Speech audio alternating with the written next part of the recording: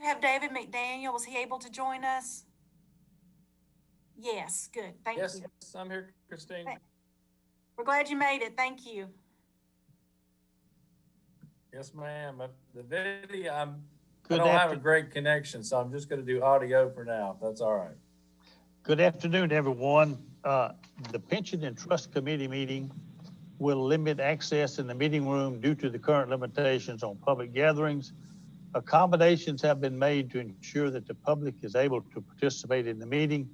The public may participate in the following ways: watch the meeting on Franklin TV or the City of Franklin website, watch the live stream through the City of Franklin Facebook and YouTube accounts, call into the conference meeting at 312-626-6799. Meeting ID is 949-7980-7530 with a passcode of 7H#10T. Callers will be unmuted and given an opportunity to comment during the meeting at specific times. Limited viewing will be available in the lobby of City Hall to watch the live video. We need to call the meeting to order. That is the first item on the agenda. The second item on the agenda is consideration of resolution 2020-260, a resolution declaring that the Board of Mayor and Alderman Employee Pension and Trust Investment Committee shall meet on December the 7th, 2020, and conduct its essential business by electronic means rather than being required to gather a quorum of the members physically present in the same location because it is necessary to protect the health, safety, and welfare of Tennesseans in light of the COVID-19. I do need a motion on that and a second, and we do need to vote on that item. Do I have a second from someone? You got it. Moore. And is there a second? McDaniel seconds. There is a first and a second, proper motion and a second. We'll need to do a roll call vote on that. David McDaniel, how do you vote? 4. Jeff Rowe, how do you vote? 4. Kevin Townsend, how do you vote? 4. Mayor Moore, how do you vote? 4 with enthusiasm. Okay. Eric Bull, how do you vote? 4. Chris And- Bull. Okay. And Keith McGee, how do you vote? 4. Okay. That item 2, consideration of resolution passes. Let's go to approval of the minutes of August 24th, 2020. I hope everyone's had a chance to read those. We also need a motion and a second to approve the minutes. I will entertain a motion in hope for a second on the approval of the minutes of August the 14th, 2020. So moved. Moore. Proper motion to a second. Second, Townsend. Okay. McDaniel seconds. All right. Let's do a roll call vote again. David McDaniel, how do you vote? 4. Jeff Rowe, how do you vote? 4. Kevin Townsend, how do you vote? 4. Mayor Moore, how do you vote? 4. Chris Bull, how do you vote? 4. And Keith McGee, how do you vote? 4. All right. Let's go to item 4, the investment report. And Barry Bryant, you are up if you are on where you can hear all of this. I can hear everything. Thanks very much. I see that the state is here as well, so I will be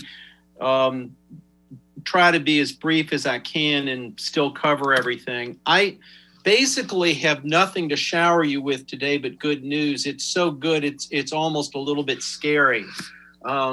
This was an incredible bull market quarter. If you can get our report up or if you can put it on the screen, that's fine. If you can't, it's all right. I'll read the numbers. Domestic stocks were up 9%. Foreign stocks were up, round numbers, about 6%. Bonds were only up 0.5 point. So basically, the third quarter was like the market has been for most of the last 10 years. wildly upside with equity, and I shouldn't say not entirely, wildly upside with equity. That part is true. Muted bond returns, but the leadership is the same. The FANG stocks, Facebook, Apple, Amazon, etc. Large cap growth was the best performing subsector of the domestic market. Small cap value was the worst performing subsector. So the extent to which you were in large cap for growth, you tended to do better. This, as I have described it before, and the state is welcome to disagree with me if they feel so inclined, but I've described this as being a below average risk portfolio. And in some ways it's performed that way, but I am happy to say in this particular quarter, it did slightly better than the overall averages. If you go to page page 8 of our report. No. I don't want to go to page 8. We want to go to page beyond that. So flip. Let's go to page 7. No, page 17. Is that where I want to go? No, that's not where I want to go. Here's where I want to go. Yep. Okay. Nope. I thought I had my ducks in a row here. All right, I'm not finding the table that I'm looking for, so I'm going to do this more or less from my memory of it. So the TCRS number, which is most of our money, and I'm reading now from page 8, was 5.1%. The average public pension plan for public pension plans of all sizes within our consultants cooperative, which is a subsector, but these numbers tend to be pretty robust and kind of the same from cooperative to cooperative. The average was 5%. So based on that, we did very slightly above average. Now, that's like, okay, we're just average. But the thing to remember is how well this portfolio did in the first quarter. We have a very long bond portfolio. That long bond portfolio, as I described before, long bond portfolios do very well in a bad quarter because in a bad quarter, interest rates go down, and the longer term your bonds are, the more your bonds go up in value. So this portfolio protected extremely well on the downside. And if you're on page 8 or not, if you look at our 1-year ranking, we made over 1 year 9.1%. We ranked in the 27th percentile. Over 3 years, we made 7.6, ranked in the 17th percentile. And on a since inception basis, going back to 12-16, we made 9.2% and ranked in the 17th percentile. And so this portfolio has managed to achieve above average results with below average volatility, which is kind of the gold standard in managing pension fund portfolios. In looking at the pieces of it, and I'm doing this from memory because I don't seem to be able to find the right table, the domestic equity was a little bit below its benchmarks. That is managed internally within TCRS, not way below, but a little bit. So that might be worth the state commenting on since they're here. The foreign developed stocks were above their benchmark. That is managed by a portfolio of external managers. The emerging market portfolio was a little bit below the benchmark, but that has some SRI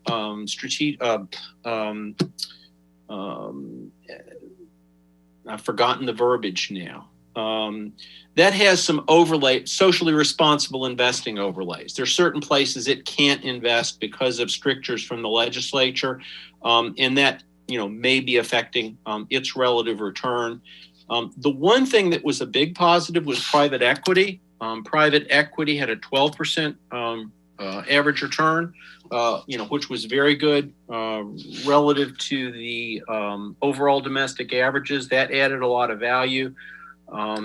So you bundled all that together, and you had an average return in a quarter where simple equity would have given you the best overall return. So this portfolio did a really good job because typically, looking at its composition, I would expect it to lag in a portfolio in a quarter like this, and it didn't. So that is the way the portfolio performed.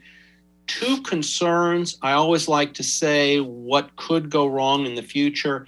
If we got inflation surprises, there's been a lot of talk about that, and I may be hung up on this because I graduated back in what I think I would describe as the golden age of inflation, when inflation was the primary macroeconomic problem.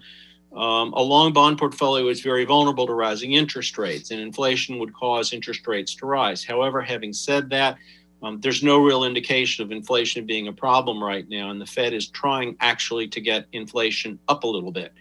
The second issue is we have a strategic lending portfolio, which is sort of risky credit, and properly managed, it can be a good addition, but that is a place where you can lose money if you invest in the wrong things. And there was no washout in this area because of all the liquidity the Fed provided. That's an area that we worry about a little bit. We were ready to jump in with all the bargains that the first quarter in the market decline provided. And then there just weren't that many bargains because companies didn't really have the kind of financial deterioration we expected. And that could occur at some point in the future. However, those are like little nits. Overall, this portfolio has performed, above average return, below average risk. That's the gold standard. It's been a good decision. And when you add that to the fact that, Russ had the wisdom and you all were willing to go along with the pension obligation bonds that the city took down. Obviously, when you're making these kinds of returns and those bonds were taken down at, I think 2 and change, and we're making like 9. Obviously, we're making out quite well on that, and the pension fund is in pretty good shape because of it. So I'm going to pause. Well, no, I'm not going to pause quite yet. Then we get to the fourth quarter. Now, understand the pattern. July was a big up month. August was a big up month. September was down. October was down, as you would expect after all those big months. And you're kind of like, okay, finally the market is returning, to where it should be. And then, oh my goodness, then November came. So quarter to date, the S&P is up 10, the mid-cap indices, the large cap's up 10, mid-cap's up 18, small cap's up 26, foreign stocks are up almost 15. I mean, it is just a wild bull market on the upside right now. The market, I don't know, we always in my business, in financial journalism, they attach stories to this. Who knows if the stories are causative or not, but the interpretation is that people are looking through, it's really two things. The people are looking through to the vaccine, and it looks like the economy is gradually improving, and the next 2 or 3 months are going to be very difficult. But and the market also likes divided government. So the election, I think in most senses, the Republicans kind of won the election, except for the presidency. And the market, for whatever reason, seems to like that. We'll see what happens in Georgia. Georgia's still up for grabs. The Senate's still up for grabs. But even if the Democrats win the Senate, it's not going to be by much, and it will be controlled by a handful of Republican and Democratic senators with moderate dispositions. And the market seems to like all that. And so things look very good right now. The only negative part is on the negative economic outlook. There is some deterioration in economic statistics right now, and there is a fear that if we do not get a stimulus plan after the end of the year to help people who have lost their jobs, that we could be in some economic trouble before the vaccine kicks in. That's probably the biggest negative. So I have one other thing to say about our alternatives, but I'm going to pause there and take any questions from anyone about COVID, the market, our portfolio, any comments from the state, and then I'll go briefly through the alternative assets. Questions? Any questions from any of the committee members? Christine, you have any questions or comments? The only thing I would just give a comment is that I did sent out last week Barry's full report. So if you haven't had a chance to look at his full report, that's what he is referencing. And I know if you have some question, after this meeting, Barry be happy to address that, or a question of clarification as well. Yeah, my email is my name at dahab.com, BARRY at dahab.com. You're welcome to email me directly. I don't get that many emails directly from trustees. I mean, I probably got, I don't know, between 100 and 200. And I don't know, people tend not to email, but you're welcome to do it. I'm happy to talk to people about any of this stuff. Anything else? Okay, I'm going to go into the alternatives. We have a relatively small alternatives portfolio in relationship to the overall fund. That portfolio was created under us before the money was moved to Tennessee. The state is now kind of babysitting those assets. And I wanted to just go through with you. Russ has been watching those and commenting on them, and we've been talking back and forth with Christine, but I wanted to sort of set your expectations. The private equity funds, our first two, Landmark, started in 2010. We expect that to terminate in 2024. It's done okay. It's made a 9.2% IRR. So it's done okay, but not great. We also have Hamilton Lane Secondary Fund 3. That was funded in 2013. We expect that to terminate around 2023. It's done a little bit better. It made 11%. We have it benchmarked at 8.3. The way these things are benchmarked is very complicated. I'm not going to go into that. And I don't think you really necessarily have to understand it, because we can't get out of these unless we sell them. If we sell them, we have to sell them at a discount. So unless we have some institutional reason to sell them, it's probably better to let them roll off. Now, we have 3 timber investments, and some of them have a little bit more longevity. The story in timber is when 2008 came along, it just knocked the legs out of the housing market. Lumber prices went down, and they've never really come up until recently. Lumber prices have kind of spiked on a temporary basis. A lot of supply hit the market. It hasn't helped underlying timber prices a lot, but it probably will over the next couple of years.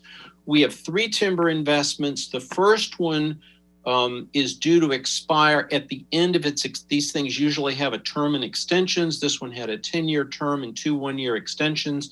The second 1-year extension is up, but they still have 2 Brazilian properties, and the contract allows them a reasonable time to dispose of them. Right now, a reasonable time, I am told by the manager as of last week, is 18 to 24 months. That strikes me as a very long period of time, but that is what they say. So we expect this to terminate all money returned in a couple of years, but we only have $220,000 of net asset value remaining in those 2 investments. One of them is being due diligenced by a buyer now. The market's kind of locked up in Brazil, and obviously due diligence on any property is limited in this environment by COVID. We have a second fund, RMS Forest Growth 3. We have $1 million in net asset value in that. It has done decently. It has an IRR of 4%, a little bit more than that.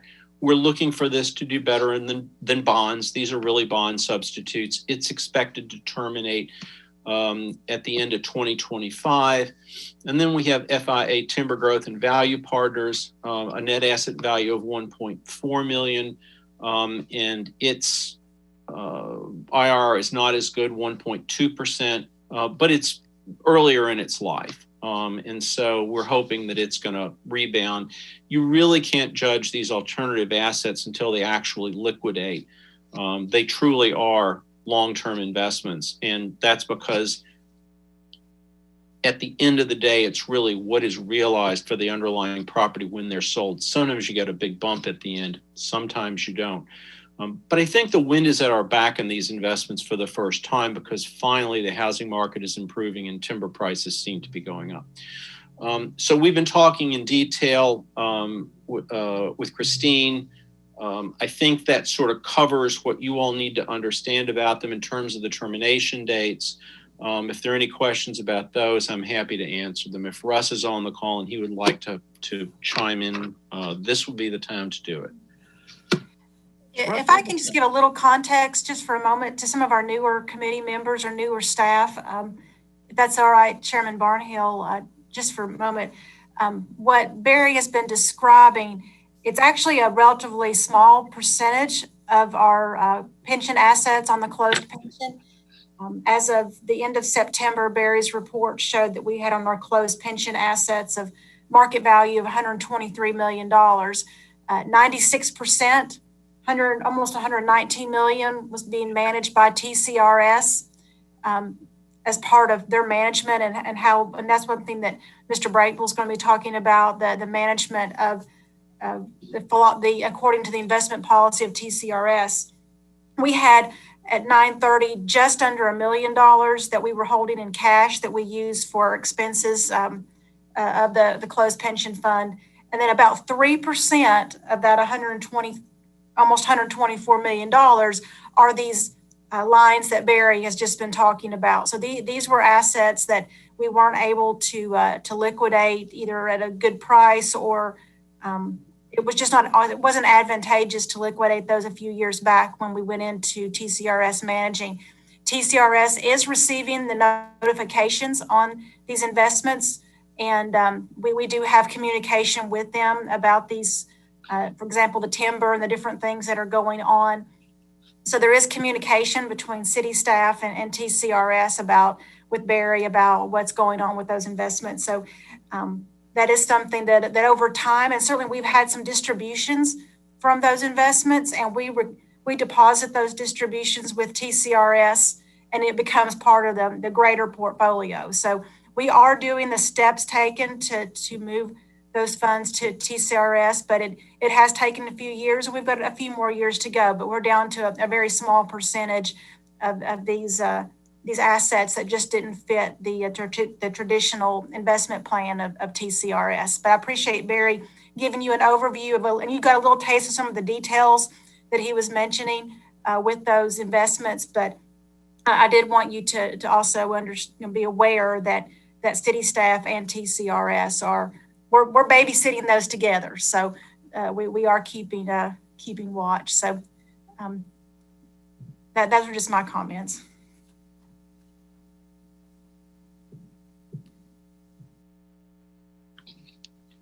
Clyde, you're muted.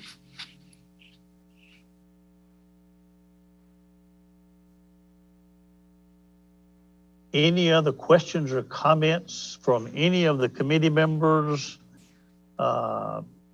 Russ Trull, are you with us? Eric? Yeah. Russ? Yeah. Barry, you might comment on the additional capital call potential with Hamilton Lane that you discussed with their management.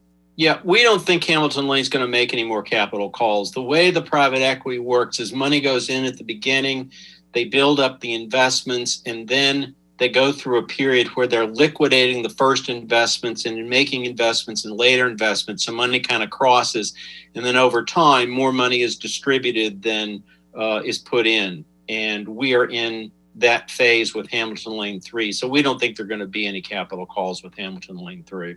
And Landmark is almost at the end of its life, so there won't be any more capital calls there. So overall, we don't think there are going to be any capital calls with these portfolios. They're just going to run off.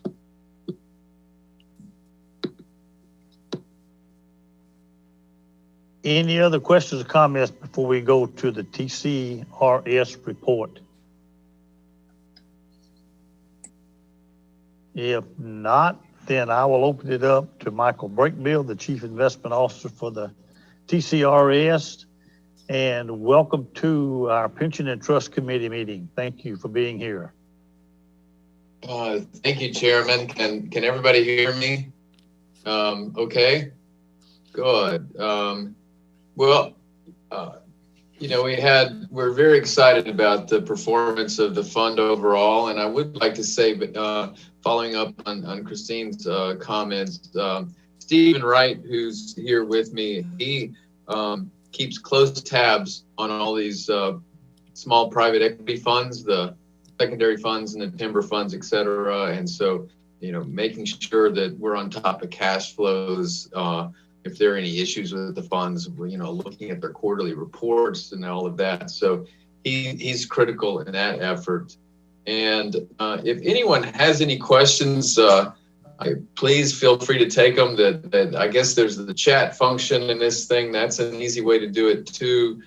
I was going to share my screen, and if it's good for you all, I thought I would look at the performance report a second, and then also follow up with and this is the performance report I gave the TCRS Board of Directors on Friday, and then go through that. So I'll just go ahead and share my screen, and hopefully this will work. So that should be the cover of the TCRS board quarterly board presentation, performance presentation. Just quickly on that, this is along the lines of Barry's comments. This is a market page on page 4, which highlights that equity. This is 6 months trailing returns of different equity indexes, and the ones I have in the red oval are specifically U.S. equity indexes, and you can see they're anywhere from 32% to 40% basically in the last 6 months. So as he mentioned, this has been an extremely pleasant time for investors. Then going on to page 6, just this is basically along the lines of what his report shows. We're really happy with the peer performance record of the portfolio for the 1, 3, 5s, and 10 years. Those numbers we have circled are the peer universes based on what Veris uses, our investment consultants, and we're in the top 20% in all of those, which is top quartiles. So we feel pretty good about that. For the trailing 1 year period, we did 822 versus 622, 2% better than the median index. And so we're happy, or the median portfolio. So we're very happy with that. We did trail in the U.S. equity portfolio. U.S. equity management has been very challenged in recent years, and ours has been no different. This has been a very trying period for active managers, and we trailed there.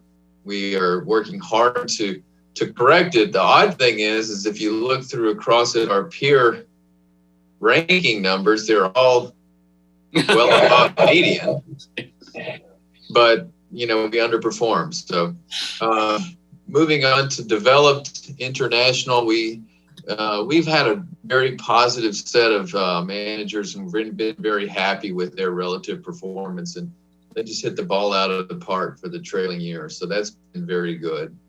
Our emerging market portfolio, as Barry mentioned, is kind of a unique portfolio, and it has trailed a bit here. And we typically see it lag a little bit because of its structure. There are two things that impact the performance of the fund. One is we do not invest in China or Russia at all, which is part of the emerging market indexes. And then secondarily, we invest this through exchange traded funds, so we don't own individual securities, and that impacts it as well. So those are two things, and that is basically kind of a structural thing that we put in place. We'd love to fix that somehow, and we continue to work on that. Hopefully we can. Below that, the fixed income portfolio, and again, this is what Barry mentioned. We have a very long duration portfolio for a pension fund or versus peers. It's not long, but it's pretty long. And it did 920 for the trailing year, which underperformed its benchmark, but basically beat peers by a fair amount. you can see it ranked at 21 percentile. So it beats 79% of peers. And, you know, for the trailing 10-year period, it's beaten 85% of peers. Purely, you know, they've done two things. One is they've done a good job on managing the portfolio, and then having duration through this period has really helped out. And it has been our view for some time that having a lot of assets that weren't productive didn't make sense in a pension fund context. And so that's why we made this change years ago. On real estate, we trailed a little bit on real estate year to year, and that was primarily because we have a slice of publicly traded REITs in the portfolio that trailed just because they got marked down to market very quickly. This is already reversing out, and so in time, you know, we expect those to do really well. We added those traded REITs to the portfolio because they look very attractive on a valuation basis versus private real estate. You know, I have a team that evaluates and manages the rest of the portfolio in private real estate, and we compare what REITs are pricing real estate versus what we see in our rest of our portfolio, and it's really attractive, and that really still hasn't closed yet. Private equity has been just an amazing portfolio for some time for us. We're really happy with how that has progressed, and it had a stellar quarter. Our strategic lending portfolio is one of those ones where we put that in as an alternative to, it's basically alternative fixed income investments. And the notion there is that we would like a portfolio that is basically generates most of its returns from yield and has almost a very small duration component as opposed to our other part of our fixed income portfolio. And that's how this looks. You know, it has been a period where you really questioned how that might blow out. And the 1 year is pretty modest, 1.8% return. But we're really happy with how that portfolio is progressing, and that 6.5% 5-year number is we feel really pretty good with how that thing has progressed. Then I would like to I'd like to move from there to my other presentation, which is a little more up to date on kind of where things are right now. Basically, I wanted to give you a sense of, you know, how does the world look right now? I mean, we know that investments have done really well, but, you know, how has the rest of the economy done? And so I have a few charts on that here, a chart on valuations, a chart on the total TCRS portfolio through the year, and then how we were on November 27th, which was the date I used to produce these reports for the trustees of TCRS, and kind of, you know, concluding there. So this chart here is from a research service that we use from Ned Davis Research. It shows labor market, and it shows it in a different context as opposed to unemployment, which you hear a lot about. This is basically a sum of hours worked. Bureau of Labor Statistics puts it together as well. And what it shows you is that we, you know, when we went into this pandemic and the world shut down, that the decline in labor and work was bigger than we have seen it in basically our lifetimes. And then it has since recovered, but really only to the levels of where the financial crisis were. So it's recovered, but it's still pretty weak. And then another way to think about that is how does gasoline demand look? This chart beginning in June of 1998 shows weekly implied gasoline data, demand data that the Department of Energy puts together. And the interesting thing about that is when you look at this chart, you can't even see the tech bubble in 2001 in that period. You really can't see the financial crisis or GFC in 2008, 9, and 10. but you can immediately see the impact that this pandemic has had on the real economy, and just how, if we all don't go to work and don't drive into the office, we don't need gasoline. And so there's a clear picture of how big the impact this has been across the board. And valuations now are really high. One interest rates are a example of that, and that interest rates are obviously unbelievably low. The counter of that is that means prices you pay for products with yield is very high. Again, and similarly on stocks, the big, huge returns we've had in the stock market has pulled valuations up, and stocks are highly valued right now. My intention is not to make people fearful of the marketplace, but also to really say, okay, things are really good right now, and it's unlikely that they will be that good going forward for a very long time. Things are highly valued. We may not have any huge corrections, and that's fine, but you shouldn't have high expectations on how stock portfolios will do going forward. This is for the total TCRS portfolio throughout the year. And I put these charts together as an indication of just what happened through the financial crisis. And these are totally unaudited. They're just I have some daily reports I pulled this together from. And it basically shows you, and the dates are key dates that, like, for example, that February 19th date there, that is the peak in the value of the portfolio prior to the pandemic. The March 23rd is the bottom of the pandemic, and the rest of them are as we come out of there. And what I've tried to show is just in broad buckets, public equity or the listed stocks, whether they're domestic or international.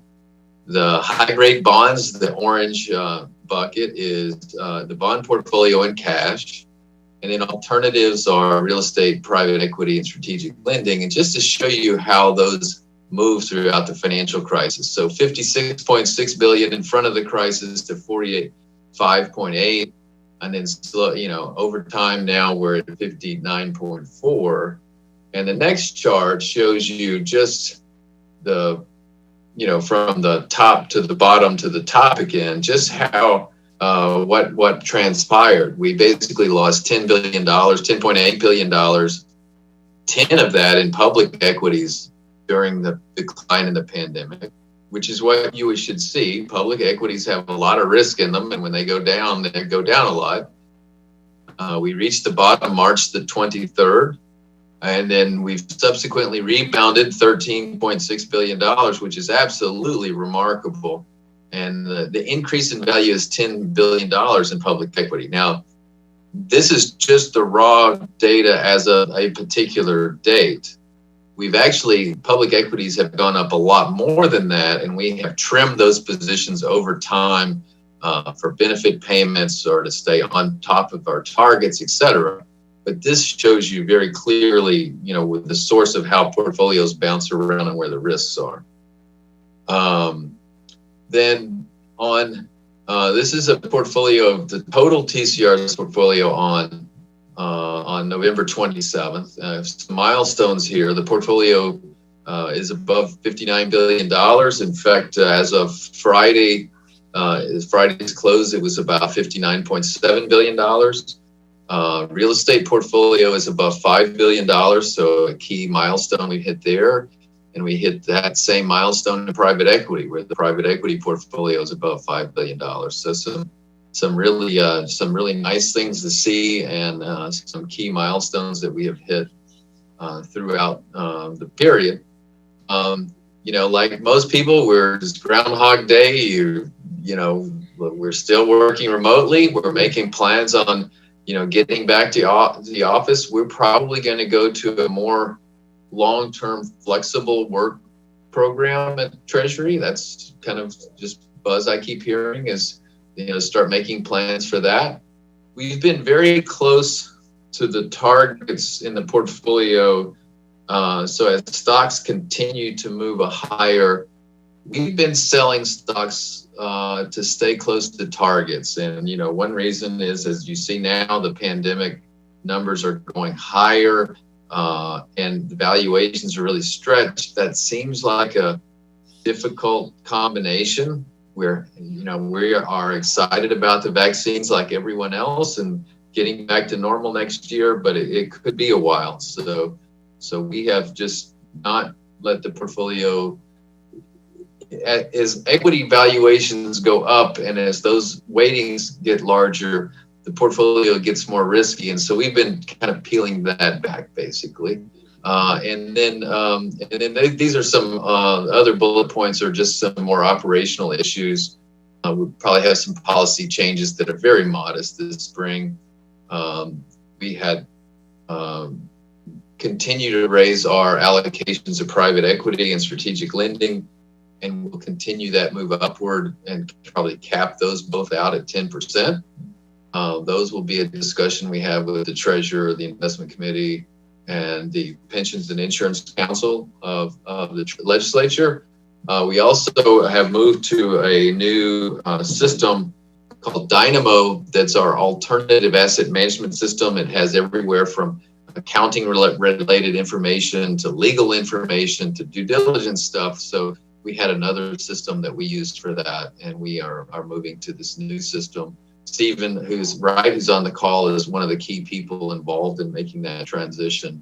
And it's a critical piece in allowing us to manage these large, diversified alternatives portfolio efficiently. So that's one of the things we're up to. So that's really all, all I had, and love to hear any questions if anyone has, or any concerns, etc. So thank you very much. And what I should have said this at the first, thank you for having me here and putting your faith in what we do.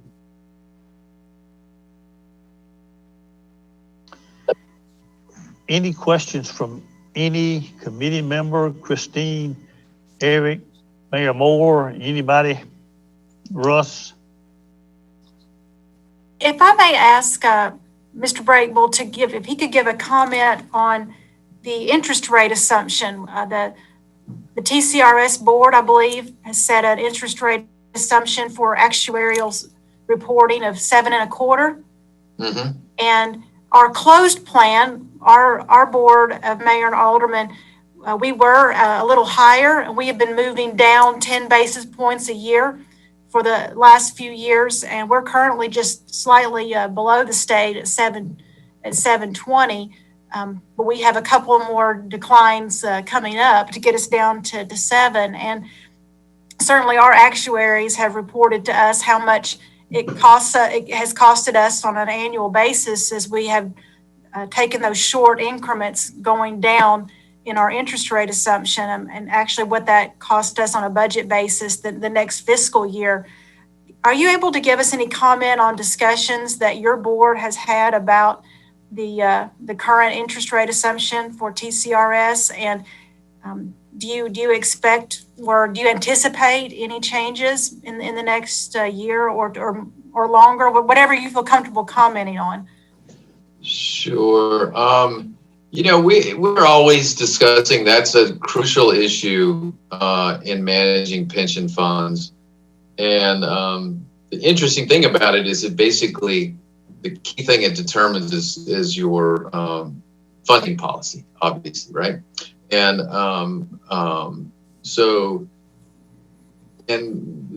ideally, if your discount policy matched what the future would be, then your contributions would neither rise or fall going forward over a long period of time.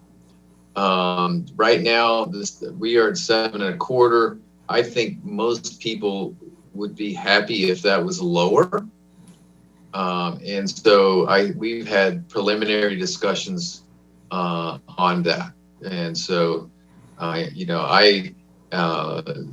I'm very conservative on this. I feel like that it would be nice to have it much lower, but at the same time, that produces a lot of contribution pain as well. So We 7.25. If we hit 7 or slightly below 7, I think that would be a nice movement to make.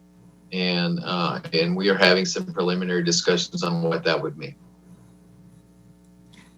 Well, thank you for sharing that with us, because I think that should help this committee, and also as Mayor Moore and Chairman Barnhill represent the Board of Mayor and Aldermen, to know that our target, that where we are going to be getting to before too long is within what you would see as a possibility for where the state may be.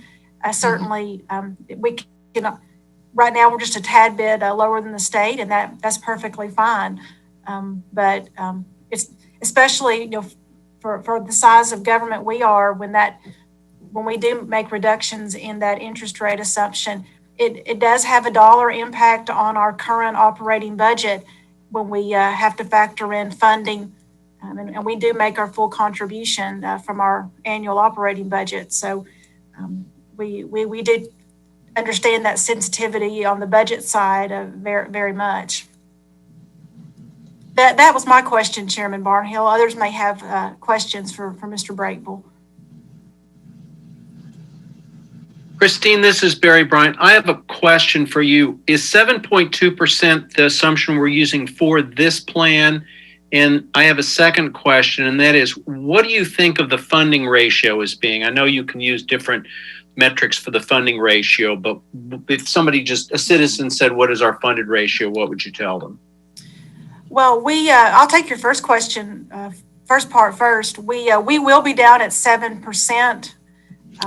Within a couple of years. We're going down 10 basis points. The next year will be 7. We'll go down to 7.1, and then down to 7 is what our board has given us instruction to do. So we are stair stepping down 10 basis points a year, and that has been what we're implementing now.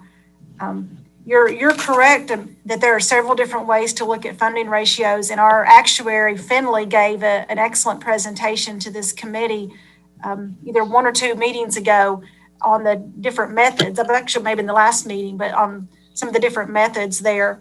And certainly, they explained in very good, nice detail the 3 different common methods. I believe we, probably the one that is most common is their last actuarial report. Now, we do have Kevin Sullivan and Sylvan with us from Finley, and I believe we were around 82% or so on that mid-range funding ratio. I'm going by memory here, so I'm trying not to be too dangerous, but I believe it was slightly over 80%. But certainly we do make our complete annual contributions on our closed and our open plan, and you can do lots of different calculations, but I think we're very safely in being just over 80%. Thank you. I believe Russ had a question. If that's something that we have time to take. Yes. If I may, Michael, could I ask you about the bond portfolio, your bond part of the portfolio? Are you considering any changes given this sentiment that the short-term rates are going to stay low for a very long period of time coming out of this? That's an interesting, and that's the $1 million question, I think, in some respects. The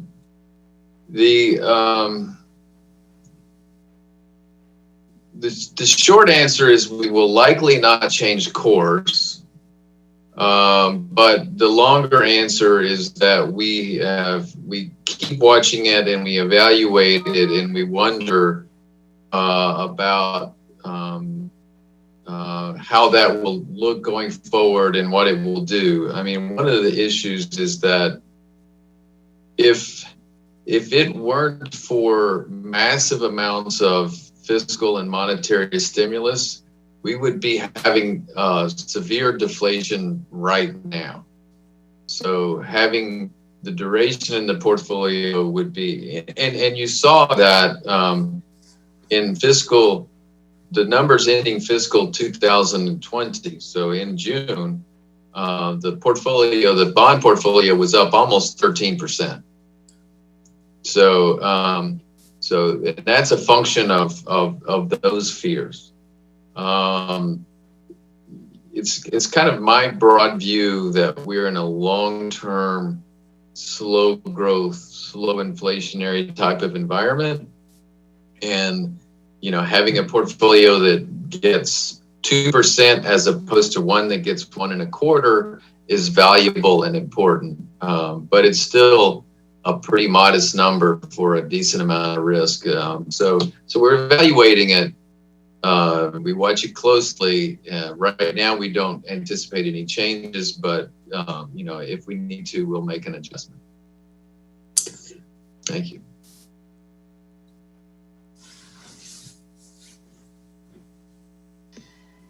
Any other questions or comments from any of the committee members? Anyone viewing us online? Any questions from any citizens that we know of?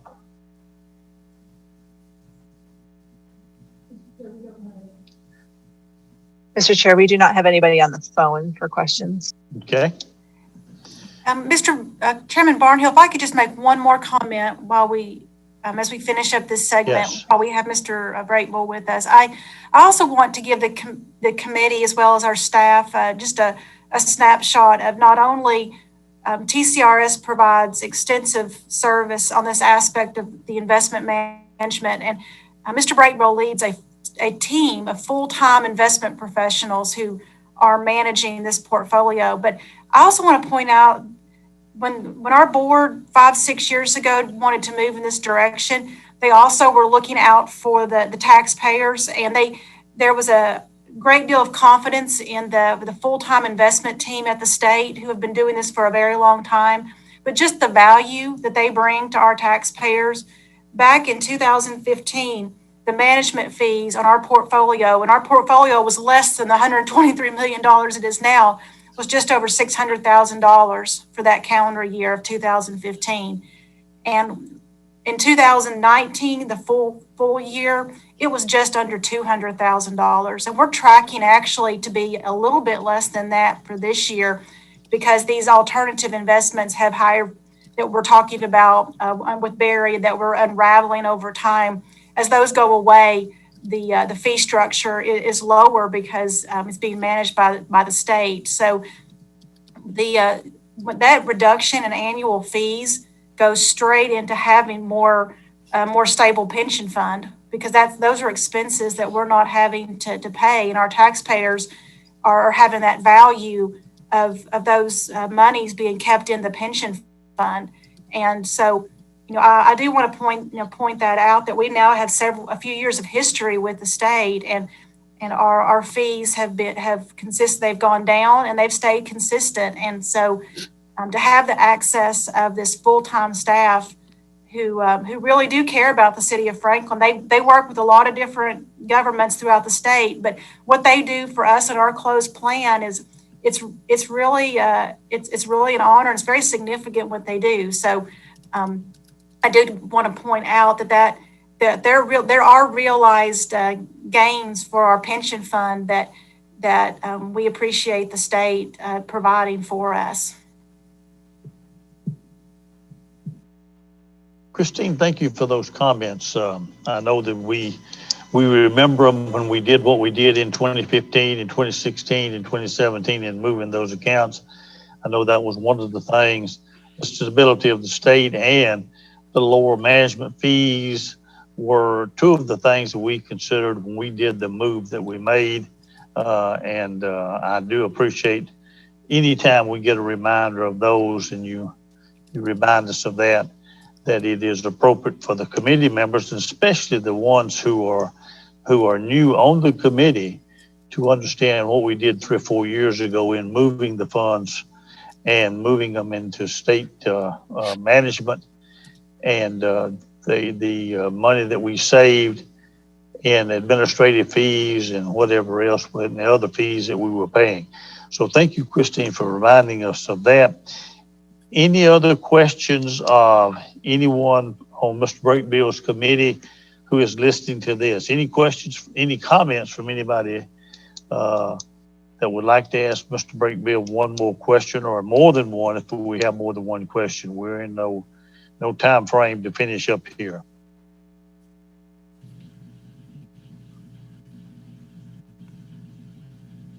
I don't see any other questions. Then if not, let's go to item 6, which is the human resource report. Sarah Silvas, you are up, HR benefit and risk manager. Sarah, are you here? I am here. Can you guys hear me okay? I'm having some audio trouble. Okay, yes. Let me share my screen. So I came up with just a really quick PowerPoint to kind of go over what I consider a year-end report. So it's not a very long PowerPoint. I just thought the committee might want to know what the landscape looks like for retirees this year. I broke out the number of employees in each plan, and then just kind of gave you a little bit of data at the end on what it looks like for 2021. So this year, at the end of December, we're going to have 26 retirees, and you can see the breakdown there. So the bulk of them will be in police and fire. And then the number of employees by retirement plan is broken out here. So you can see the bulk of our employees are either in let me hide this here. Oops. In the pension plan that they don't contribute anything to, but they do have to do a mandatory 3% to the 401. And then you can see also one of our other higher plans is the TCRS plan. So the beginning of this graph, you can see the pension plan, and then we broke out the people that are in this plan that are either in a pre-tax cash balance or a post-tax cash balance. So you can see they're kind of the same plan right there, but they're just broken out by who's in the cash balance plan. The 2010 defined benefit plan is our newer pension plan.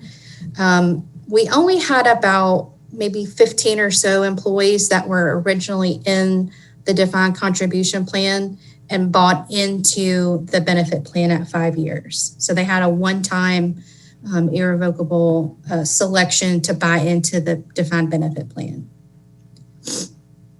You can also see that there's 59 people in the defined contribution plan. So what that means, this is the mandatory piece. So the employees that were hired in 2010 that chose this option had to do a minimum of 5%.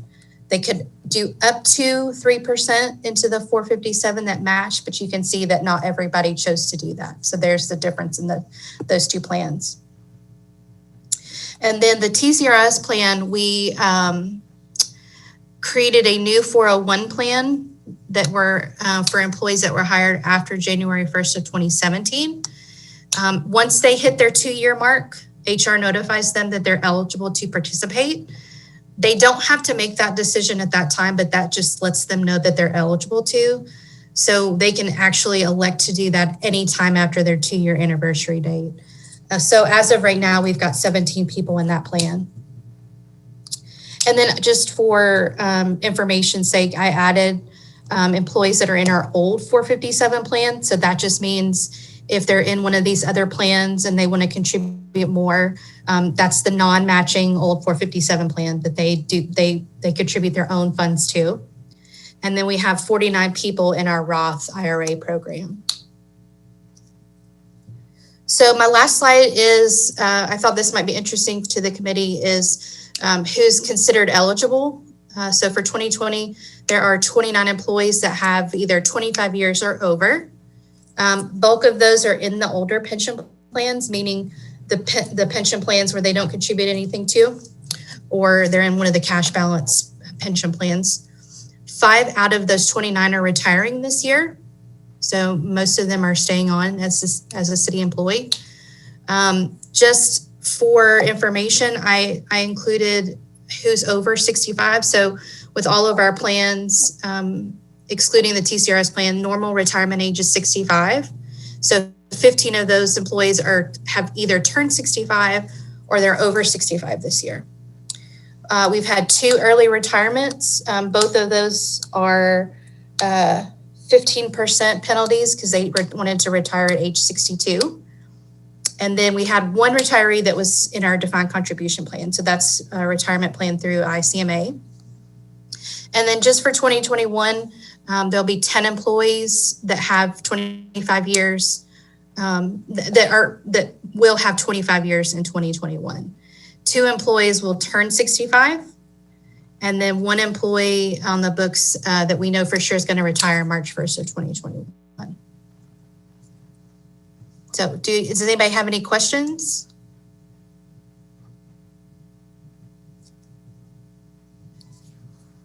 Any questions from anyone on Sarah's report?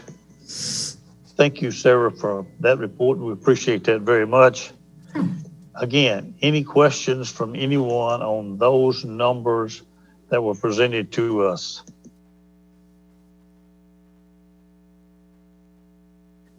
Hearing none and seeing none, are we ready for item 7?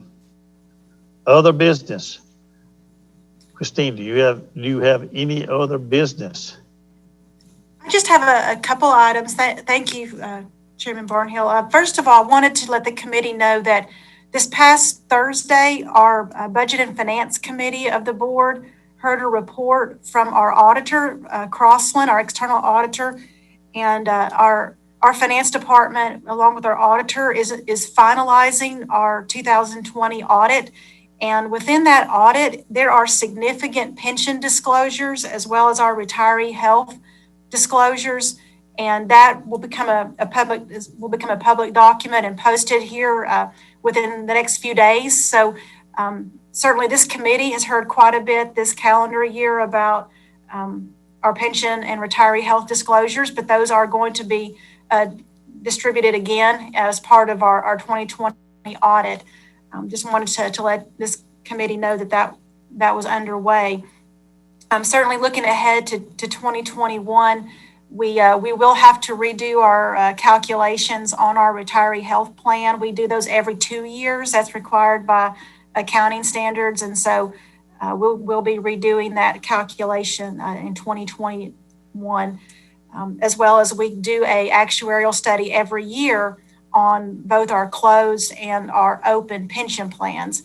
And so we'll be going through that process again. That never really stops, but it will be the year that we do our retiree health calculations again. So I do appreciate, we have a couple new members to our committee, and your first couple of meetings have been very, very technical. And I appreciate Sarah and her team and HR giving you a public, giving you the personal face of what our employees really work closely with HR on a one-on-one basis. And that's really what retirement planning is. Everything from signing up when you're a new employee to when you're getting close to retirement and have specific questions. And that's our HR department does a wonderful job, and it's not an easy job. So I hope Sarah's comments gave you a little bit of a taste of what our HR department and what they do on a daily basis. So just wanted to thank Sarah and Tracy and Ashley and the team in HR for what they do on that. So those are my comments. I do have a recommendation for a next meeting for the committee of Monday, March the 8th. That would give us an opportunity to have final numbers from 12/31 and be able to analyze that and be ready to present where we were for 12/31 as well as anything in the new year that may be coming across. Sometimes we do have some new IRS announcements or things that we can talk about at that meeting in the spring. So, Mr. Chairman, if March the 8th is agreeable at 1 p.m., that's staff recommendation. Is everyone on the committee, are you in agreement with March the 8th at 1 p.m. for the next Pension and Trust Committee meeting? Yes. Any comments, anything anyone wants to add to? Is that agreeable with everyone? Yes. All right. Any other business to come before the board? become before the committee. The last item on the agenda is the motion to adjourn. I'll entertain a motion of adjournment. So moved, Mr. Chairman. All right. Is there a second? Second. Let's do a roll call voice vote on that. Mr. McDaniel, how do you vote?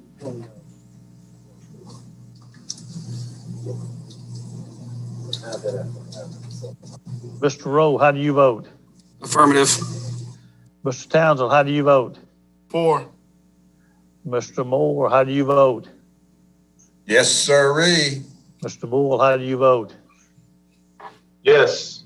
And Mr. McGee, how do you vote? Yes. Did I get a vote from Mr. McDaniel? I'm going to assume then that maybe he did not vote, but we have a 5 and no vote. He says yes, 6 and 0. Hey, we go out unanimously there, don't we? All right. Thank you for attending the meeting in the situations that we're in, and thank you for the many comments. Especially, I know Mr. Breakbill is gone, but especially to the state for their report and for the interest that's shown in the committee. The fact that we've done as well as we've done is a compliment to the staff and to those who are watching out for this. Thank you very much for what we do for the committee and for the citizens of Franklin, for the taxpayers, and especially for the employees of the city of Franklin. We'll see you on March the 8th at 1 p.m. Some of you will see sooner. Thank you very much. The day. Thank you, Mr. Mayor.